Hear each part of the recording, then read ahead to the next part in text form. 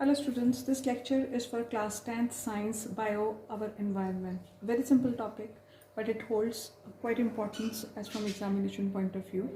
As you all know that our environment is nothing but our surroundings. हमारी surroundings में हमारे अलावा जितनी भी चीज़ें हैं वो हमारा एनवायरनमेंट बनती हैं और हमारे एनवायरनमेंट के अंदर बहुत सारे छोटे छोटे डायनामिक सिस्टम्स हैं जो कि जिनके अंदर एनर्जी फ़्लो होता है और वो एनर्जी फ़्लो क्या होता है, उनका आपस में रिलेशनशिप क्या है, इस सब के बारे में हम इस चैप्टर के अंदर करेंगे। तो किसी भी एनवायरनमेंट का जो सबसे बेसिक या कोई भी जो तुम्हारा कंपोनेंट है उसको हम इकोसिस्टम बोलेंगे। हमारी जो अर्थ है, आप लोगों ने ज्योग्राफी में या छोटी क्लासेस में पढ़ा है कि अर्थ के अंदर बायोस्फीयर है, लिथोस्फीयर है और एटमॉस्फेयर है। तो हम क्योंकि बायोलॉजी पढ़ रहे हैं so we will be talking about biosphere only. और बायोस्फीयर के अंदर हमारे पास आते हैं इकोसिस्टम्स। इकोसिस्टम एक इंटर रिलेटेड ऑर्गेनिजम्स का सिस्टम होता है जहाँ पर हर ऑर्गेनिज्म दूसरे किसी भी सिस्टम के कंपोनेंट के ऊपर डायरेक्टली या इनडायरेक्टली डिपेंड करता है।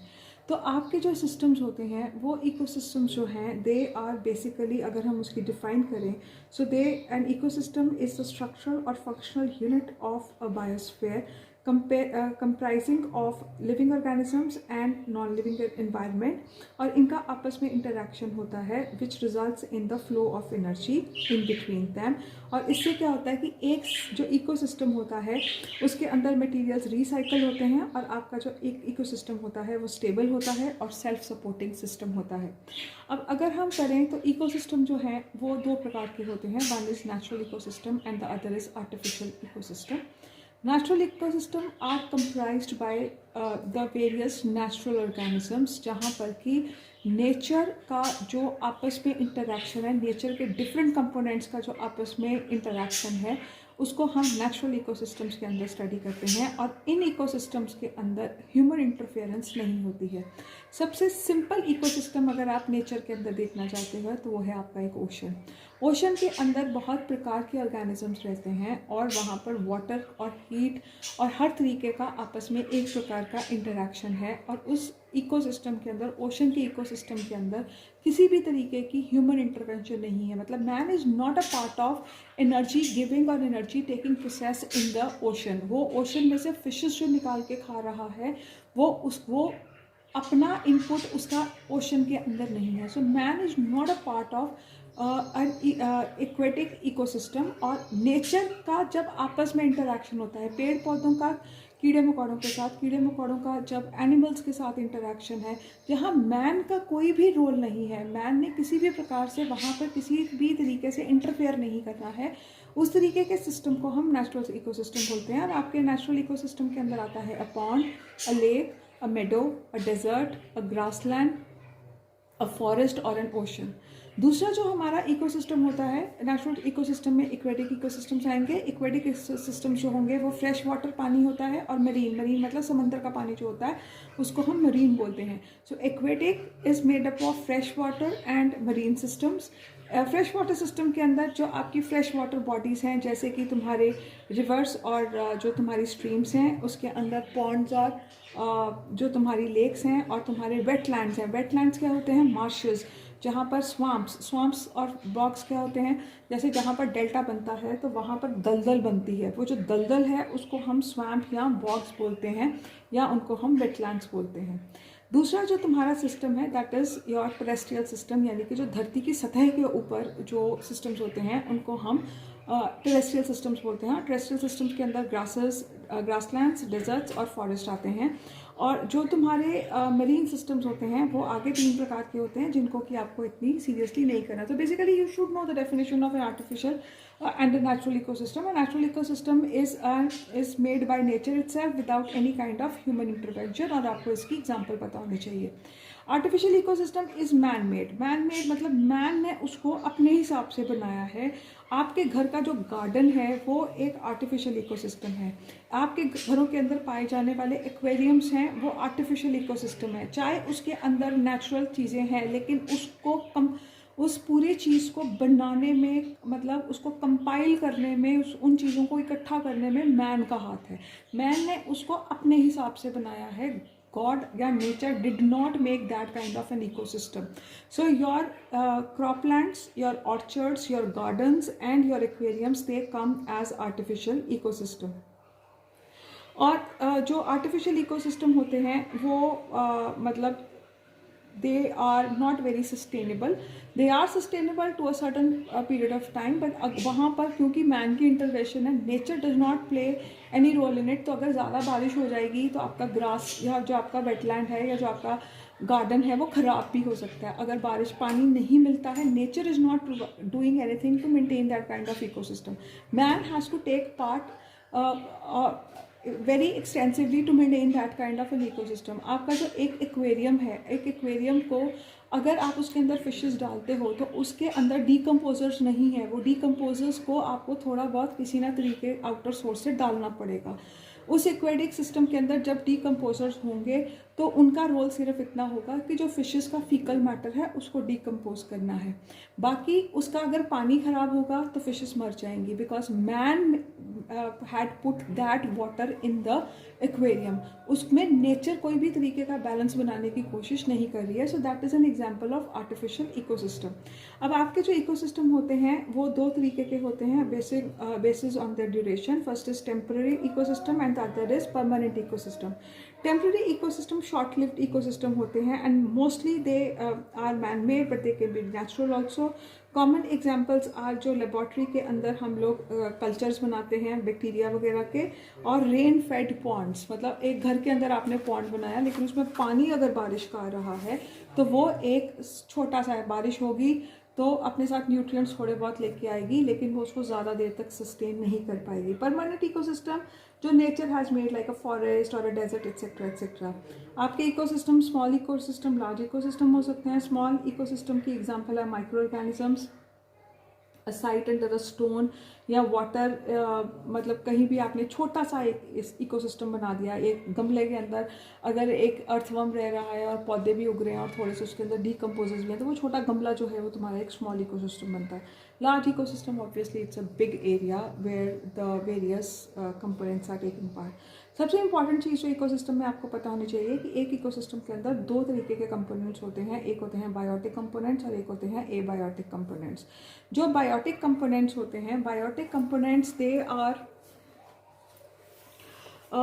बायोटिक मतलब बायो से रिलेटेड। जितने भी लिविंग ऑर्गेनिजम्स एक कंपोनेंट एक उसका इकोसिस्टम का हिस्सा होते हैं, they are called as the biotic components. और इसके अंदर आपके animals, microorganisms, dead plants, living plants, ये सब पार्ट लेते हैं। और एबायोटिक मतलब नॉन लिविंग कंपोनेंट्स जैसे कि air, water, rain, heat, carbon dioxide, different gases, ये सारे आपके एबायोटिक फैक्टर्स आते हैं। और आपके एक क्लाइमेटिक फैक्टर्स जो हैं वो भी आपके एबायोटिक फैक्टर्स के अंदर आएंगे। और जो तुम्हारे बायोटिक फैक्टर्स हैं उनके अंदर जो मेन आएंगे वो आएंगे producers, consumers and decomposers. Producers आपको पता है those which produce the food with the help of photosynthetic activity and they, उसके अंदर ऑब्वियसली ब्लू ग्रीन एल्गे और आपके प्लांट्स आएंगे। कंज्यूमर्स जो उनको खाते हैं, और डीकम्पोजर्स जो भी डीकम्पोज करके जो भी चीज़ें होती हैं उनको वापस नेचर के अंदर डालने का काम करते हैं। तो आपके प्रोड्यूसर्स के अंदर as you all know green plants, blue green algae, some bacteria, free floating autotrophic microorganism, phytoplanktons. Phytoplanktons क्या होते हैं? समंदर के अंदर पाए जाने वाले छोटे छोटे पौधे, उनको हम फाइटोप्लैंक्टन्स बोलते हैं। और ये जितने भी तुम्हारे प्रोड्यूसर्स हैं ये आपके इकोसिस्टम के अंदर फूड प्रोवाइड करने का काम करते हैं या एनर्जी का मेजर सोर्स होते हैं। और यहाँ पर ये खाना बनाएंगे with the help of photosynthesis. Photosynthesis you all have done in your earlier lectures और इन अर्लियर क्लास। तो वहाँ पे फोटोसिंथेसिस में क्या होता है कि सन की सनलाइट को, सोलर एनर्जी को जो प्लांट्स हैं वो ग्लूकोज बनाने के काम करते हैं। ग्लूकोज के अंदर जब डिफरेंट स्ट्रक्चर्स बनते हैं, ग्लूकोज का जब स्ट्रक्चर बनता है कार्बन, ऑक्सीजन और हाइड्रोजन से, तो उसके अंदर केमिकल बॉन्ड्स बनते हैं। वो केमिकल बॉन्ड्स के अंदर जो छुपी हुई एनर्जी होती है उसको हम केमिकल एनर्जी बोलते हैं। तो और ये जो केमिकल एनर्जी है यही तुम्हारा सोर्स ऑफ मेन एनर्जी बनेगी। Consumers like deers, carnivores, herbivores, ये सारे जो हैं ये तुम्हारे कंज्यूमर्स हैं which eat the producers to get energy, they can not make their own food, मतलब आपके हिटोट्रॉप्स जो हैं वो आपके कंज्यूमर्स हैं। और जो तुम्हारे कंज्यूमर्स हैं वो प्राइमरी कंज्यूमर्स जिनको हम हर्बिवोर्स बोलते हैं, जो फर्स्ट लेवल ऑफ कंज्यूमरिज्म में आएंगे, जो कि जो तुम्हारे प्राइमरी कंज्यूमर्स हैं वो हर्बिवोर्स हैं, वो क्या कर रहे हैं, वो प्लांट्स को डायरेक्टली खा रहे हैं और उनसे एनर्जी को डिराइव कर रहे हैं। Herbivores they can not make their own food and because they are eating only plants therefore they are called as the herbivores. ये डेफिनेशंस आप छोटे क्लासेस से पढ़ते आ रहे हो, so I am not going to go in much details. Autotrophs और heterotrophs के बीच में फ़र्क आप लोगों को पता है। और उसके बाद हम आते हैं secondary order consumers. Secondary order consumers के अंदर आपके आते हैं कार्निवोर्स। और अब आपके जो कार्निवोर्स हैं उनके अंदर जो छोटे छोटे बीटल्स हैं, फ्रॉग्स हैं, स्मॉल फिश हैं, इनको हम प्राइमरी ऑर्डर या कंज्यूमर्स प्राइमरी कार्निवोर्स बोलते हैं। इन कार्निवोर्स को जो बड़े कार्निवोर्स खाते हैं उनको हम सेकेंडरी कार्निवोर्स बोलते हैं। सेकेंडरी कार्निवोर्स के अंदर आपके आएंगे स्नेक्स आ जाएंगे, वुल्व्स आ जाएंगे, एट्सेट्रा एट्सेट्रा।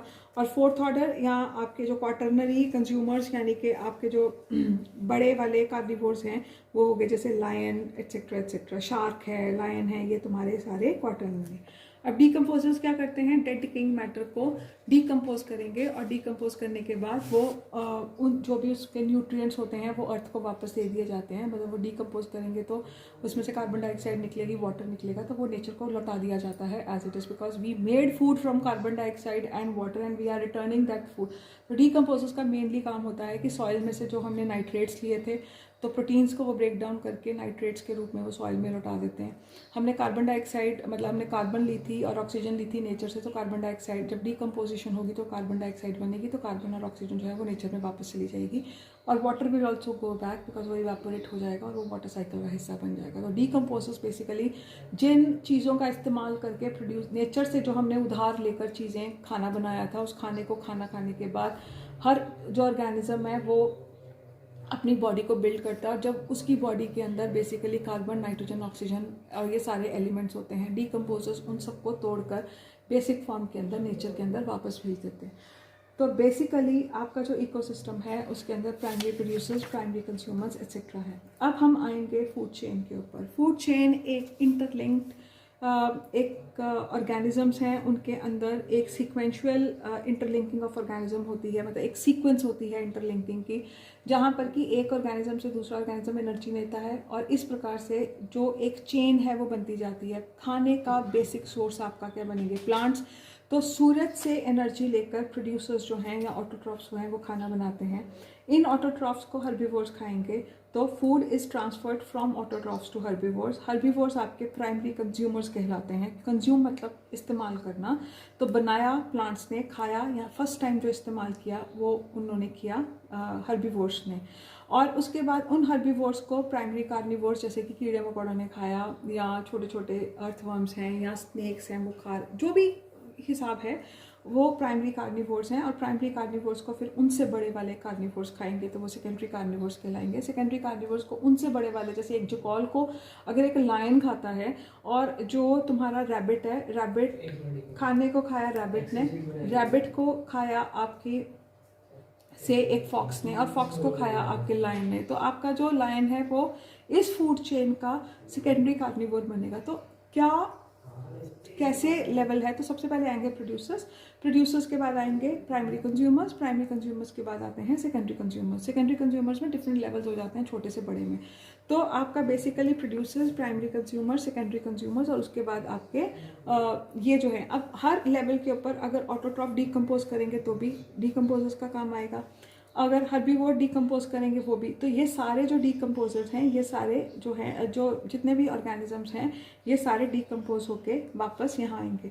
अब जब ये सॉइल के अंदर वापस मिल जाएंगे तो वापस ये एक सॉइल को रॉ मटेरियल के रूप में मिल जाते हैं, जिसको कि ऑटोट्रॉफ्स इस्तेमाल करते हैं to make the food again. So this is a sequential, एक सीक्वेंस बनी हुई है जहाँ पर कि प्रोड्यूसर्स और जो तुम्हारे कंज्यूमर्स हैं वो एक दूसरे के ऊपर कर रहे हैं। तो इसमें अगर हम एक डेफिनेशन पढ़ते हैं तो sequential interlinking of organisms involving transfer of food energy from producers through a series of organisms with repeated eating and being eaten is called as the food chain. अब आपकी फूड चेन की जो length है वो जितनी मर्जी हो सकती है, वो डिपेंड, एक छोटी फूड लेंथ चेन जो है वो 2 ऑर्गेनिजम्स की होगी। प्लांट को अगर एलिफेंट खा लेगा तो वो सिर्फ 2 ऑर्गेनिजम्स की फूड चेन है। अगर एक ग्रास को डियर ने खाया और डियर को टाइगर ने खाया तो ये थोड़ी सी बड़ी है। और अगर ग्रास को पहले ग्रास हॉपर ने खाया, ग्रास हॉपर को फ्रॉग ने खाया, फ्रॉग को स्नेक ने खाया और स्नेक को ईगल ने खाया, तो ये एक लंबी फूड चेन बनती है। तो आपकी फूड चेन कुछ भी हो सकती है, दो ऑर्गेनिजम्स की भी हो सकती है, 10 की भी हो सकती है, 20 की भी हो सकती है, ये कोई वो नहीं है। तो इट ऑल डिपेंड्स कि कितना सीक्वेंशियल फ्लो ऑफ एनर्जी हो रहा है। अब एक ट्रॉपिक लेवल डायग्राम होता है, इसको हम ट्रॉपिक पिरामिड भी बोलते हैं। तो ट्रॉपिक लेवल का मतलब होता है कि सबसे नीचे के ऊपर ऊपर ऊपर, तो सबसे नीचे आपके ऑब्वियसली आएंगे प्रोड्यूसर्स। धरती के ऊपर प्रोड्यूसर्स का नंबर क्योंकि बहुत ज़्यादा है, इसीलिए इसका जो लेवल है उसकी विड्थ जो है वो सबसे ज़्यादा है। उसके ऊपर आएंगे प्राइमरी कंज्यूमर्स, प्राइमरी कंज्यूमर के ऊपर सेकेंडरी और सेकेंडरी के ऊपर टर्शरी। अब टर्शरी कंज्यूमर्स को तो कोई खाने वाला है नहीं, तो उसके ऊपर जाके ये जो लेवल है वो ख़त्म हो जाता है। तो हमारा जो एक डायग्राम है, जो एनर्जी लेवल डायग्राम बनता है, वो एक पिरामिड के रूप में बनता है। पिरामिड में भी अगर आप ध्यान से देखो, नीचे से वो चौड़ा होता है और ऊपर जाते जाते वो पॉइंटेड हो जाता है। तो इसीलिए हम इसको ट्रॉपिक लेवल पिरामिड भी बोलते हैं, हम इसको एनर्जी लेवल डायग्राम भी बोलते हैं। अब एक फूड चेन जो है, उस फूड चेन के अंदर रिपीटेड ईटिंग होती है। ये कैरेक्टरिस्टिक्स जो हैं, इन कैरेक्टरिस्टिक्स को अगर हम पढ़ते हैं तो दे आर वेरी सिंपल। तो फूड चेन, जब बहुत सारी फूड चेन्स आपस में इंटरकनेक्ट हो जाती हैं, so then those food chains they become the food webs. तो अगर एक फूड चेन ऐसे जा रही है और इसी का एक पार्टनर जो है वो किसी दूसरी फूड चेन का भी पार्ट बन जाता है, तो ये दोनों फूड चेन जो हैं वो आपस में लिंक हो गई हैं। तो ऐसे बहुत सारी फूड चेन जब आपस में इंटरलिंक या क्रॉस लिंक हो जाती हैं तो ये क्या बन जाता है, एक फूड वेब, एक जाल बन जाता है। और इसका सबसे बड़ा फ़ायदा ये होता है कि अगर मैं एक फूड चेन में से एक ऑर्गेनिज्म को निकाल भी देती हूँ तो उस ऑर्गेनिज्म के ऊपर जो डिपेंड कर रहा है उसके पास ऑल्टरनेटिव होगा। Let us take an example of snake. अब अगर मैंने स्नेक को देखो, अगर हम देखें तो स्नेक जो है वो फ्रॉग भी खा रहा है, स्नेक जो है वो बर्ड्स भी खा रहा है और स्नेक जो है वो रैट्स को भी खा रहा है। अब सपोज करो कि इस फूड चेन के अंदर मैं बर्ड्स को ख़त्म कर देती हूँ। अगर मैं यहाँ पर बर्ड्स को ख़त्म कर देती हूँ तो स्नेक जो है उसके पास 2 और रास्ते हैं अपना खाना लेने के लिए, 2 और फूड चेन्स का क्योंकि वो हिस्सा है, तो वो इस फूड चेन से भी अपना खाना ले सकता है, वो इस फूड चेन से भी खाना ले सकता है, तो वो मरेगा नहीं। बट जो ईगल है, अगर मैं स्नेक को यहाँ से ख़त्म कर दूँगी तो ईगल का खाना भी ख़त्म होता है, पीकॉक का खाना भी ख़त्म होता है। तो एक फूड चेन में से अगर मैं एक कंपोनेंट को हटा देती हूँ, जैसे कि आपकी ये फूड चेन है, इस फूड चेन में से अगर मैं ग्रास हॉपर को हटा देती हूँ तो फ्रॉग का खाना ख़त्म हो जाएगा, फ्रॉग मरेंगे तो स्नेक्स का खाना ख़त्म हो जाएगा, और स्नेक मर जाएंगे तो ईगल्स का खाना ख़त्म हो जाएगा, और धरती के ऊपर ग्रास बहुत ज़्यादा हो जाएगी। उसी तरीके से अगर मैं ग्रास इसमें से रैबिट को निकाल देती हूँ तो रैबिट जो है वो वाइल्ड कैट का खाना है, तो वाइल्ड कैट को खाना नहीं मिलेगा। लेकिन अगर यही फूड चेन जो है वो एक फूड वेब का हिस्सा होगी तो वाइल्ड कैट जो है वो रैट को भी खा सकती है, वो रैबिट को भी खा सकती है। तो इंटरलिंक्ड फूड चेन्स होने का सबसे बड़ा फ़ायदा ये होता है कि they have alternative pathways of food availability. और इससे क्या होता है कि एक इकोसिस्टम के अंदर बहुत सारे लोगों को बहुत सारा खाना मिल सकता है, और जो आपका इकोसिस्टम है वो स्टेबल होगा। क्योंकि अगर सिर्फ फूड चेन्स होती तो फूड चेन का एक भी ऑर्गेनिज्म अगर हम निकाल देते हैं तो आगे की फूड चेन जो है वो सफ़र करेगी। लेकिन फूड वेब का हिस्सा होने की वजह से उस फूड चेन में से अगर एक ऑर्गेनिज्म निकल जाता है तो वो उस फूड चेन के जो ऊपर वाले ऑर्गेनिजम्स हैं उनके पास अलग अलग तरीका मिलेगा। जैसे हम अपनी एग्जांपल लेते हैं, अब सपोज करो कि हम जो हैं वो हम प्लांट्स भी खाते हैं और हम एनिमल्स भी खाते हैं। अब जैसे कि एक सिंपल है कि यहाँ स्वाइन फ्लू आ गया या एक बर्ड फ्लू आ गया तो हम लोग नॉन वेजिटेरियन खाना बिल्कुल बंद कर देंगे। लेकिन क्योंकि हम एक कॉम्प्लेक्स फूड वेब का हिस्सा है तो हमारे पास सब्जियां खाने का ऑल्टरनेटिव है। हम चिकन नहीं खाएंगे, हम मटन नहीं खाएंगे, लेकिन हम फ़िश खा सकते हैं क्योंकि फ़िश हम के फूड वेब का भी हम एक हिस्सा है। तो हमारे लिए बड़े सारे ऑल्टरनेटिव्स जो हैं वो हैं। लेकिन अगर हम सिर्फ और सिर्फ चिकन खा रहे होते, हम और कुछ नहीं खाते, सिर्फ चिकन ही खा रहे होते, तो चिकन अगर बंद हो जाता तो हम लोग भूखे मर जाते। तो फूड चेन का हिस्सा होने की वजह से हमारी जो फूड ऑल्टरनेटिव या हमारी अवेलेबिलिटी ऑफ फूड है वो लिमिटेड है। अगर आप सपोज करो हम वेजिटेरियंस की एग्जांपल लेते हैं। अब वेजिटेरियंस जो हैं वो आटा खाएंगे, चावल खाएंगे, दाल खाएंगे, सब्जियां भी खाएंगे। अब सपोज करो कि फैमिन की वजह से एक एरिया के अंदर दालें नहीं हुई, तो वो दालों की जगह वो चावल के साथ में सब्जियां खा सकता है या कोई भी ग्रेवी वाली सब्जी खा सकता है। तो वो एक फूड वेब बना है। फूड वेब में आपके पास बहुत ज़्यादा ऑल्टरनेटिव्स हैं। अब क्योंकि फूड वेब में बहुत ज़्यादा ऑल्टरनेटिव्स हैं, तो कोई भी एक चेन का या किसी भी एक ऑर्गेनिज्म को खाने की कमी नहीं होगी। जब खाने की कमी नहीं होगी तो वो जो ऑर्गेनिज्म है वो मरेगा नहीं। अगर मरेगा नहीं तो इकोसिस्टम जो है वो स्टेबल रहेगा। लेकिन अगर सपोज करो कि हम चिकन खाते हैं और अगर चिकन सारे मर जाएंगे, तो मैन भी अगर मर जाता है, तो हमारा पूरा इकोसिस्टम ख़राब हो गया, पूरा इकोसिस्टम जो है वो डिस्ट्रॉय हो गया। तो इसीलिए जो फूड वेब्स होते हैं they play a very important role in maintaining the stability of an ecosystem. ठीक है, और ये ओवर पॉपुलेशन को भी रोक देते हैं, क्योंकि एक ऑर्गेनिज्म को बहुत सारे लोग खा सकते हैं। अब जो रैट्स है, रैट्स को स्नेक भी खा रही है, रैट्स को कैट्स भी खा रहे हैं, और रैट्स को और भी कोई प्राइमरी कार्निवोर है वो भी खा रहे हैं। अब सपोज करो कैट्स अगर मर जाएंगी तो रैट्स की पॉपुलेशन बहुत ज़्यादा हो जाएगी, अगर रैट्स को सिर्फ कैट्स खा रही हैं। लेकिन अगर रैट्स को स्नेक्स भी खा रहे हैं, तो स्नेक्स तो है ना रैट्स को खाने के लिए, अगर कैट्स मर भी जाती हैं तो स्नेक्स उनकी पॉपुलेशन को चेक करेंगे। लेकिन अगर उसका मतलब रैट्स को खाने वाला कोई भी नहीं होगा, तो धरती के ऊपर बहुत ज़्यादा क्या होगा, रैट्स हो जाएंगे। जब बहुत ज़्यादा रैट्स हो जाएंगे तो वहाँ पर वो ग्रेन्स खाना शुरू करेंगे। तो मैन के लिए या और ऑर्गेनिजम्स के लिए जो ग्रेन्स की शॉर्टेज होना शुरू हो जाएगी। सो इस तरीके से एक फूड वेब जो है वो ना सिर्फ इकोसिस्टम को स्टेबल रखता है, वो ना सिर्फ एक इकोसिस्टम के अंदर खाने की कमी नहीं होने देता, बल्कि एक जो फूड वेब है वो आपके जो डेवलपमेंट इकोसिस्टम के अंदर ओवर पॉपुलेशन भी नहीं होने देता। So this is all about the food chains and food webs. Now we move on to pyramids. तो आपका जो पिरामिड है वो एक अपराइट पिरामिड भी होता है और एक इन्वर्टेड पिरामिड भी होता है। अब मैंने शुरू में बोला था कि पिरामिड का जो बेस है या जो उसका साइज़ है वो पॉपुलेशन के ऊपर डिपेंड करता है। तो अगर हमारे प्राइमरी कंज्यूमर्स, हमारे जो प्लांट्स हैं वो बहुत ज़्यादा है धरती के ऊपर as compare to man and animals, तो इसलिए वो सबसे ज़्यादा पाए जाते हैं। तो आपका जो अगर हम एक फाइटोप्लैंक्टन का एग्जाम्पल लेते हैं, तो फाइटोप्लैंक्टन समंदर के अंदर पाने वाले छोटे छोटे प्लांट्स होते हैं, और उन फाइटोप्लैंक्टन्स को खाते हैं ज़ूओप्लैंक्टन्स, जो कि छोटे छोटे कीड़े मकोड़े होते हैं जो कि समंदर के अंदर पाए जाते हैं।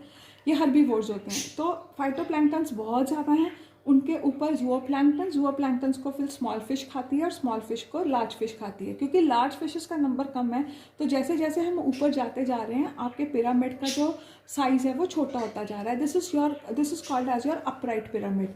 लेकिन अगर मैं एक डीकम्पोजर्स के पिरामिड का एग्जाम्पल लेती हूँ, तो एक पेड़ है, उस पेड़ के ऊपर, वो एक पेड़ है, उसके ऊपर सपोज करो 50 पंछी रहते हैं, तो नंबर ऑफ पंछी आर मोर देन द पेड़।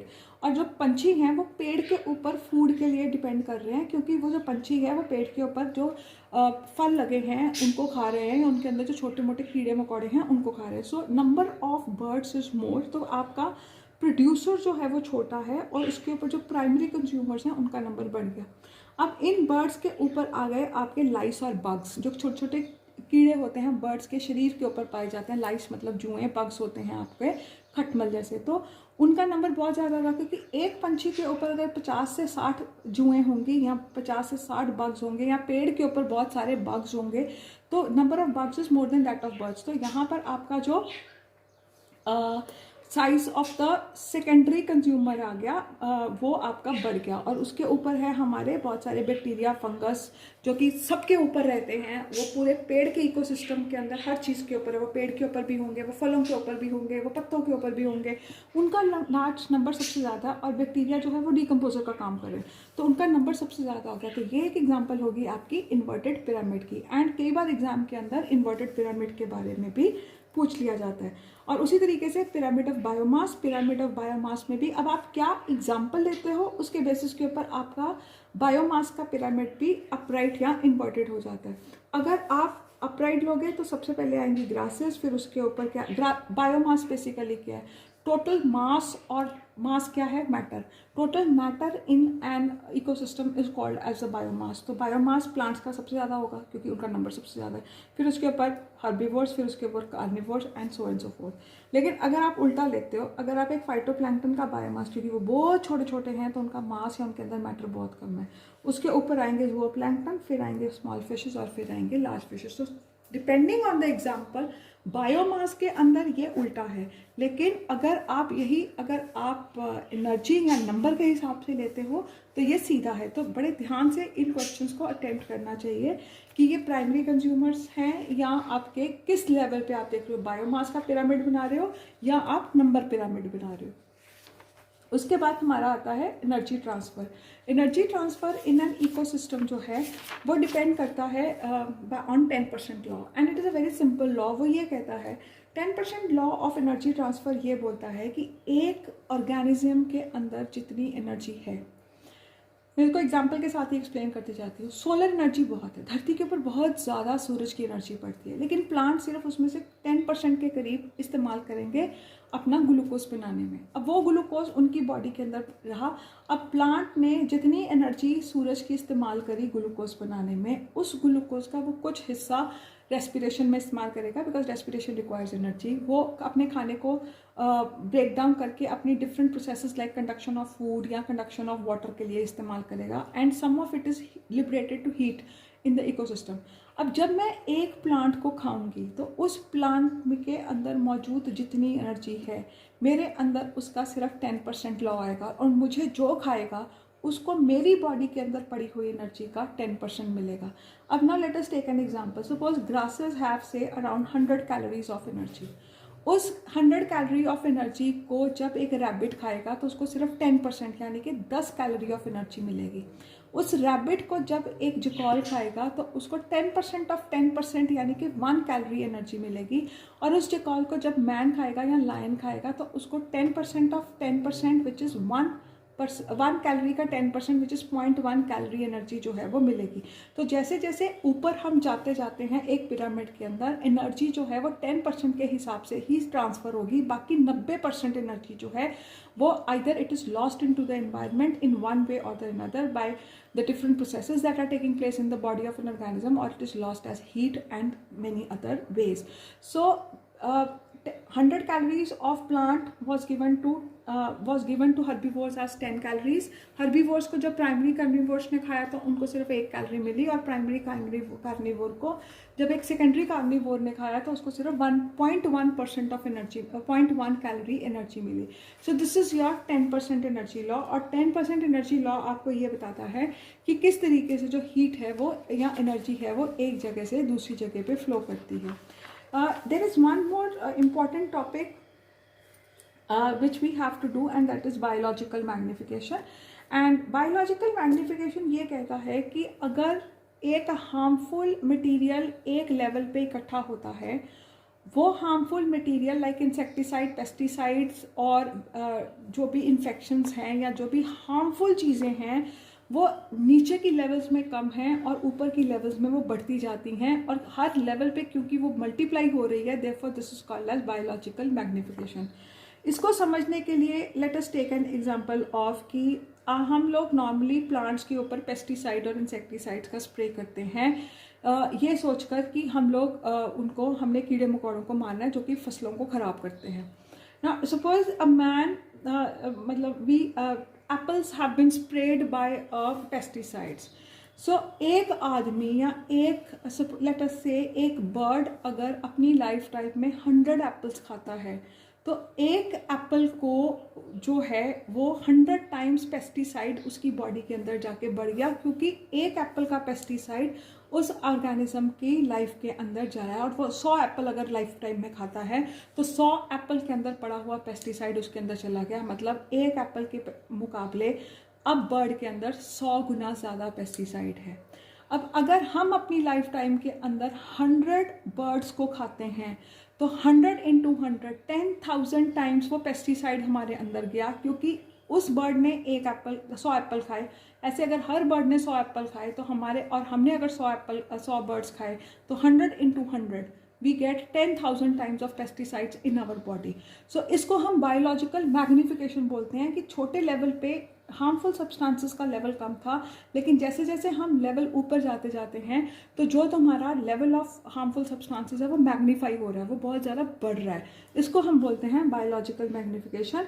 और बायोलॉजिकल मैग्नीफिकेशन का सबसे बढ़िया मतलब इसके अंदर जो तुम्हारा पिरामिड बनता है वो इन्वर्टेड पिरामिड बनता है. This is all that is to be done in this chapter, and it is very important for you to understand one factor कि इस चैप्टर में से आपको अंडरस्टैंडिंग बेस्ड क्वेश्चन आएंगे, जहाँ पर कि आपको एक सिचुएशन दी जाती है, या जैसे आप लोग इंग्लिश में कॉम्प्रिहेंशन करते हो. बट रिमेंबर, साइंस के अंदर आने वाले पैसेजेस के अंदर आपको इंग्लिश के कॉम्प्रिहेंशन की तरह आंसर्स बीच में से नहीं मिलते हैं.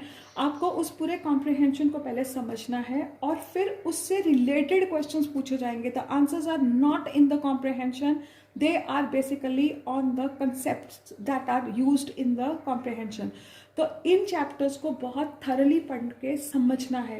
For the science this year you have to be very particular about clearing your concepts, because the questions being asked in the papers are application based, they are concept based. आपको concept clear है तो वो आप उस question को कर सकते हो. रेडीमेड रटाफिकेशन या क्वेश्चंस को क्रैम करने का कोई फ़ायदा नहीं है. It is very important for you to read the chapters very thoroughly and start learning them gradually and slowly. Thank you.